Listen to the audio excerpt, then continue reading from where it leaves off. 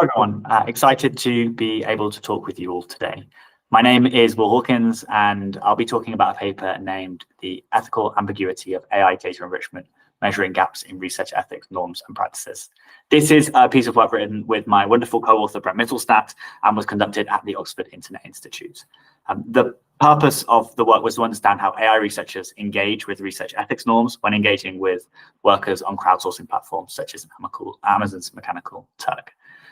Let's get into it. So first, I'll walk through a short background to the project, discuss some definitions of research ethics and its relationship to AI, and then talk about the rise of crowdsourcing. I'll then share a methodology and approach for answering our research question. We'll talk through some results we found from major AI venues, including ICLR, NeurIPS, and other venues which we'll talk about. And then finally, we'll end with some key findings. So we'll begin with some definitions. This paper sought to understand how researchers engage with research ethics, but what does this mean? In its broadest definition, research ethics are the rules and guidelines governing the ethical conduct of scientific research. Now, research ethics processes in countries such as the US and UK arose from various scandals in biomedical fields in the mid-20th century. But because of their history intertwined with studies involving human participants, the purview of these processes in the present day is limited, and thus the big red asterisk here. In practice, research ethics governance processes are not as broad as the definition on screen.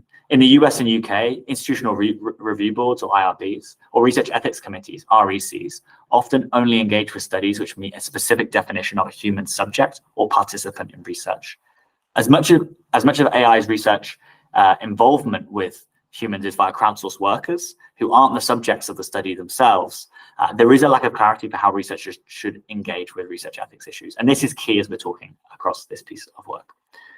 So on the rise of crowdsourcing in AI, a few comments here. The act of crowdsourcing is this idea of outsourcing a task to an often undefined or very, very large network of people, usually in the form of an open call of some kind. And the benefit of doing this is often that it's quite low cost, or comparative to other data collection methods. There's ability to scale data collection massively, and it's increasingly easy to access raters or participants via internet platforms. Now, this has mostly been enabled, or initially enabled, thanks to Amazon's Mechanical Turk platform, where there are over 250,000 active workers today, and is very, very popular in research, as you can see on screen. And the use of crowdsourcing platforms gained rapid popularity in AI research after its involvement in the seminal ImageNet project about a decade ago, with Fei Li, one of the leading researchers, describing MTurk as a godsend. And nowadays, crowd work is central to the practice of reinforcement learning from human feedback, or RLHF. Effectively, it's a way of directing the outputs of large language models using human preference data. So this use of crowd workers is not diminishing anytime soon in AI. But AI researchers' use of crowdsourcing platforms is quite varied. People use these platforms in different ways, but they typically fall into two buckets, which you can see on the screen here. The first of these is what the Partnership on AI call data enrichment work. Typically, these are tasks that are conducted intending to enrich or improve an AI system. So the focus of the work is the AI system, not the human who's involved. The second suite of tasks is a more typical human behavioral research studies, where humans are the subject of the study. For example, if we were researching how humans engaged with an AI system. And these are the more classic types of studies which IRBs would be familiar with. Okay, so before we get into our results, I want to be explicit about why research ethics matters for crowd work, regardless of what type of task people are engaging with.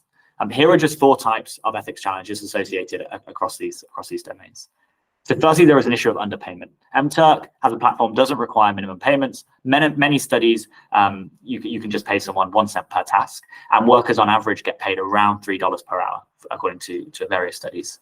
There are also issues of maltreatment, so workers can be involved in labeling harmful content without adequate protections. They can be treated unfairly or participate in tasks they may not have provided meaningful consent to. There's also power imbalances in the relationship between rater and researcher. Workers have very, very little legal protections or the ability to raise concerns without the goodwill of researchers, and may not have easy ways to opt out of studies. And finally, concerns have been raised about tasks dehumanizing workers because of their digital or interchangeable nature, leading to scholars like Mary Gray labeling workers as ghost work. So that leads us to our study itself. So where we are today is that we know that AI research increasingly relies on human data collection via crowdsourcing platforms. We also know that crowd work has various ethical challenges, regardless of the type of task that's being undertaken. And we know that the relationship between AI research and research ethics is unclear. And that led us to the following research question. How does AI research involving crowd workers engage with research ethics? So to answer this question, we did the following. So we took two approaches, the first of which was to take major AI research publication venues and assess the publication policies to understand if researchers were required by venues to engage with research ethics issues, and if so, in what ways. We looked at ICLR, NeurIPS, and Springer Nature in the first instance. ICLR and NeurIPS are the two largest or most influential AI conferences, and Springer Nature publishes a wide range of journals related to artificial intelligence. We then looked at these issues in practice. So we studied hundreds of papers which involve reference to crowd workers or crowd work from these venues to assess how research ethics were discussed in practice, if at all. And we compared this to data from other groups and compared to the policies. So let's get into the results. So if we look at the policies first, for ICLR, they introduced a code of ethics which outlines the requirements from an ethics standpoint in 2021. They have principles like avoiding harm and respecting privacy. In terms of practical requirements, they state that IRB disclosure is required for all papers. So we should see that come out in the paper analysis in a moment. And that's all papers where IRBs are applicable. And that's an interesting question. For NeurIPS, there used to be a broader impact statement where people would describe the downstream impacts of their work. But now there is a checklist which is very actionable and very prescriptive around what is required. So in that, it says you need to disclose instructions for workers, that IRB reviews, potential risks, and payment rates per hour. And then finally, Springer has a editorial policy which covers all of their fields and journals. It's not just about AI, but practically it requires IRB disclosure and a commitment to the Declaration of Helsinki, which is an international treaty. But what does it actually look like in practice? Here are our findings. So if we start with NeurIPS, you can see in this table a temporal assessment of disclosures in crowdsourcing papers between 2018 and 2021.